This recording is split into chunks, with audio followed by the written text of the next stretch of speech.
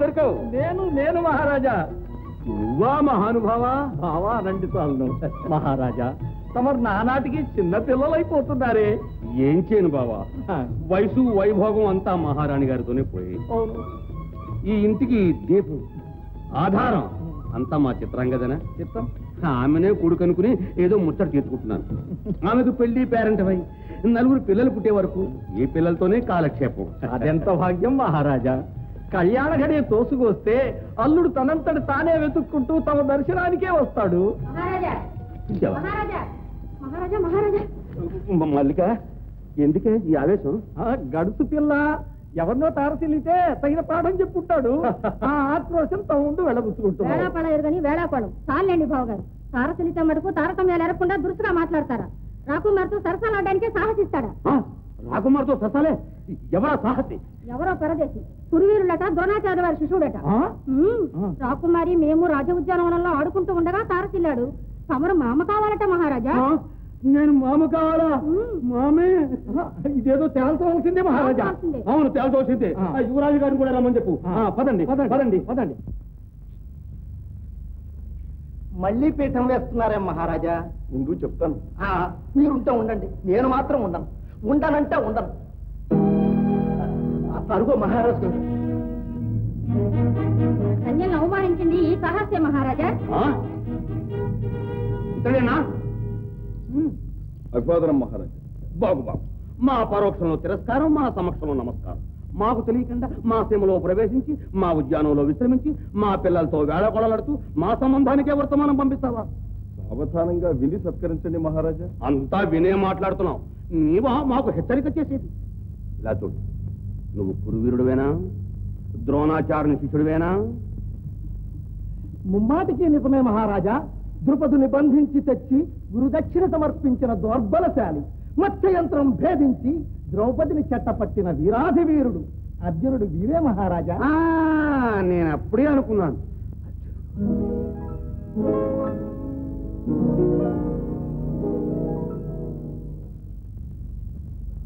మా యువరాజు, ఏమిటిది? మేము మహారాజులు కావా? మందిరాలకు నోచుకోమా? మాట మాత్రం తెలిపితే పూర్ణ కుంభాలతో వచ్చి స్వాగతం ఇచ్చి పురప్రవేశం చేయించేవారమే. మీకు ఆతిథ్యం ఇచ్చి తరించినట్టు భావించేవారమే. ఏమిటి నటన? కాదు మహారాజా, ఇది మా అదృష్ట సంఘటన. మా కన్యల అపరాధాన్ని మన్నించండి. ఆతిథ్యం ఇవ్వడానికి అవకాశం కల్పించండి. మేమిప్పుడు వ్రతదీక్షలో ఉన్నామే. మా ఆతిథ్యం కూడా మీ వ్రతంలో ఒక భాగమే అనుకోండి. అనుకోండి మహారాజా, ఆతిథ్యం స్వీకరించే పోదాం. అదే మనకు రక్ష. శిక్ష కాదుగా. దయచేయండి, దయచేయండి. తమరు సంకల్ప సిద్ధులు ప్రభు. అమ్మాయికి కళ్యాణం చేయాలని అనుకున్నారా? అంతలోనే అల్లుడు నగరంలో అడుగు పెట్టాడు. అమ్మాయి గారు తోడు తెచ్చాడు. ఆ 3 ముళ్ళు పడ్డాయంటే తమ ముచ్చట తీరుతుంది. అంతే అంటావా?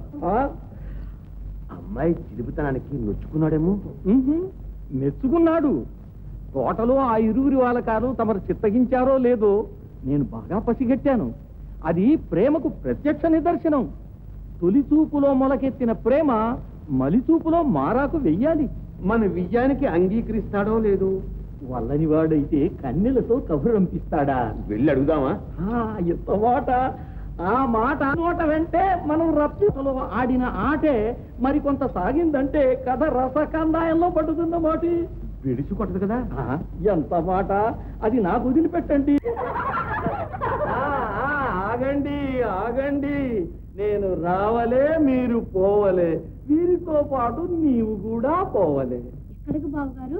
అక్కడికే, విజయుని విడిదికి. దేనికి?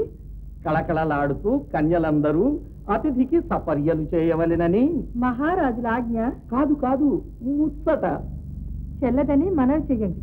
ఓ, మా పిల్ల మా గడసరి అని విజయుడితో మనవి చేస్తాం. ఎందుకో యత్నం? కళ్యాణానికి ప్రయత్నం. వధూవరులు ఉభయులు మనస్సులు తెలుసుకొని మరీ వివాహం చేసుకోవడం మంచిది. అదే మా అభిప్రాయం. కదలవమ్మా కళ్యాణి, అందరం కలిసి అల్లుడి గారిని ఒక ఆట ఆడిద్దాం. కురువీరా, కురువీరా, కుశలమే కదా? ఇంతలోనే కుశల ప్రశ్నలతో దయచేశారు. మీ కోటలో అతిథులకు అడుగడుగునా ఆపదలు తారసిల్లటం అలవాట? మా అలవాటులు నిన్నేమీ బాధించవులే.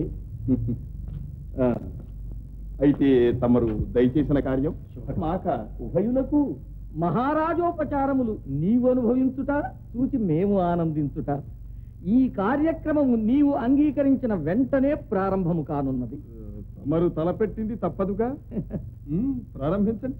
తక్షణమ సంసిద్ధముగానున్న సకల రాజోపచారములు సత్వరమలోనికి దయచేయవలే. మళ్ళీ యక్షౌహిణిని మా మీద దండెత్తించావా మహానుభావ? మాకే ఉపచారము అక్కర్లేదు. అక్కర నీది కాదయ్యా, మరి మాది. ఒక్కరి సేవలకు ఇందరెందుకయ్యా? కావలే కావలే, ఒక్కొక్క సుందరిది ఒక్కొక్క చాతుర్యము. ఇన్నియూ కలిసి ఒక్కొమ్మడి నిన్ను ఆదరింపవలనని మహారాజు ఆజ్ఞ. మా అనుగ్రహం.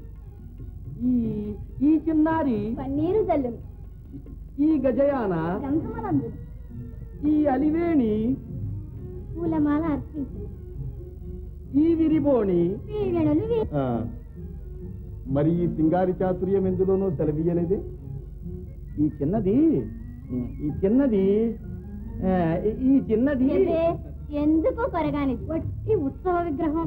ఈ విగ్రహాన్నే మా సపర్యలకుంచి తక్కిన విగ్రహాలతో తాము దయచేయండి బావా. అన్ని సపర్యలకు ఒక్కరే మేము సరిపెట్టుకుంటాముగా. నా మాట వినవయ్యా. ఈ కన్య గడుసుది, తల బిరుసుది. ఒక్కరే సముఖాన ఉండవలెనన్న వీరిలో ఎవరినైనా వరించు. పొరపాటు ఆజ్ఞాపించు. గడుసు గాని తలబిరుసు గాని ఈ కన్నె మీదనే మా కన్ను నిలిచింది. కొరగాని ఈ కోమలినే మా సపర్యలకు వరించా. పొరపాటు ఆజ్ఞాపిస్తున్నాం. ముమ్మాటికి అంతేనా? తథాస్తు. మా మాట విననందుకు ఫలం అనుభవిస్తాం. అదే మా ఆశీస్సు. మా అభిలాష కూడా అదే. పదండే పోదాం. పదండి.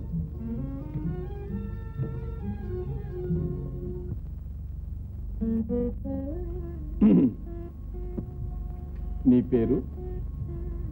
పేరుతో నిమిత్తమేముంది? పలకకపోతే పలికించే నేర్పు పాండవ మధ్యమునికి లేకపోతేగా. ఈ నిర్మోహమాటం మాతోనేనా? మహారాజు గారితో కూడా?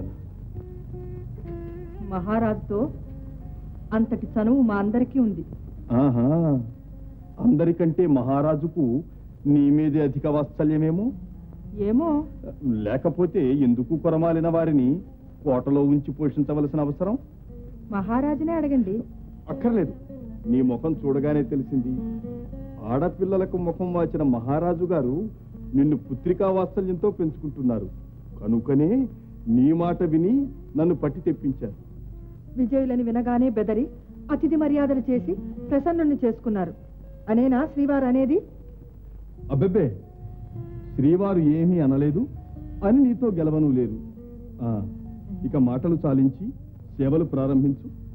ఇదిగో పన్నీరు చిలుపు, పూమాలు అలంకరించు, దీవెనతో విసరు, చిరునవ్వుతో కసరు, కన్నులతో కొసరు. కానీ నాకు చేత కాదు. ఏ సేవలు అందుకొనుటయే గాని సేవించి ఎరుగని రాసబిడ్డవు కాదుగా. విసురు. కసరినందువల్ల ప్రయోజనం లేదు. మాకివేమి చేత కావు. సెలవు. ఆగు. జీతము బత్యము లేని కొలువుకు సెలవులు లేవు. సేవలకు ఉపక్రమించు. చేత కావని మనవి చేశానుగా. కాకపోతే నేర్చుకో. నేర్పే నేర్పు తమకుంటే నేర్చుకోవడానికి అభ్యంతరం లేదు. అందుకోండి దీవెన. తిలకండి పన్నీరు. పాఠం ప్రారంభించండి. గురువులకే పాఠాలు నేర్పేటట్టున్నావే. తగ్గ శిష్యురాలివి. తీసుకో.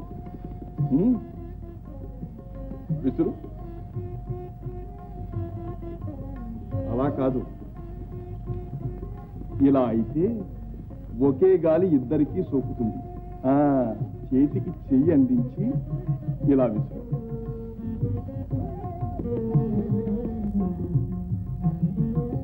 సుతారంగా అంటే వయ్యారంగా కాదు.